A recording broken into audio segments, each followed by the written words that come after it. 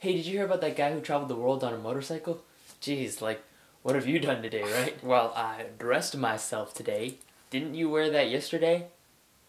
Well, I dressed myself yesterday. Hey, what's up, World Wide Web? Welcome back to the channel where we explore my mind and the world. So in today's video, I will be spotlighting a short film called Dot. Actually, it's called Dot, Sydney to London on a Wing and a Prayer, a search for the end of the road. But let's not get too technical. It's about a British guy named Nathan Millward who was living in Australia when his visa expired and he had 3 days to leave the country. So instead of picking up all of his stuff and flying across the globe, he decided to put everything onto a 105cc Honda motorbike and just travel back home on his motorcycle. But the thing is, he didn't have any of his visas in check when going through those countries, and he also didn't know anything about motorbikes. Also, he only had $2,000 for the whole trip. Equipped with whatever he could fit onto a motorbike, he traveled across 23,000 kilometers to reach home. First of all, go see the film if you don't want any spoilers, because I'm about to spoil some things. So links in the description, or maybe I'll put a link there.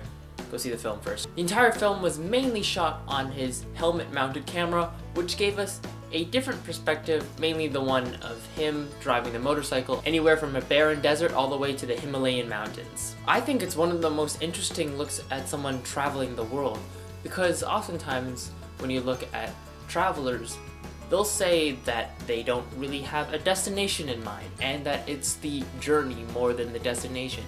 But sometimes when you look at their blogs or their photos or their videos or whatever, they'll talk highly about the destinations and the places that they've gone to, and less so about the planes and the trains and the cars and the bus rides that they were on. But Nathan, he had a destination. It was the UK. But he realized along the way that it was the ride that he liked even more than the desire to go back home. Circumstance of fate had presented this perfect opportunity to just go and to get lost. During his trip, he was able to connect with the people that he met on the road and the environments around him.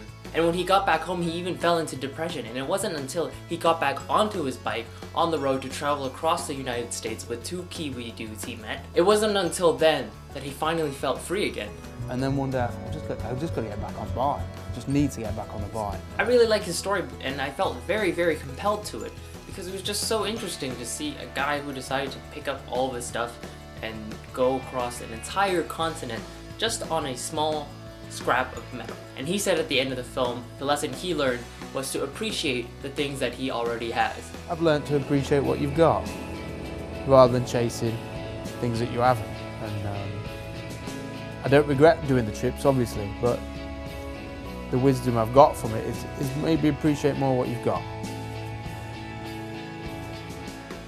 But I don't know if this film really needs a lesson. It's just really cool to see the perspective of a guy who traveled across an entire continent on a small hunk of metal.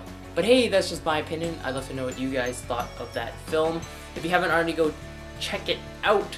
I'll put a link in the description below, or link somewhere. If you like this, be sure to hit like and subscribe to my YouTube channel for new videos every Thursday. Also, don't forget to check out my social media links down in the description. But that's all I have for you guys today. Until next time, go explore something.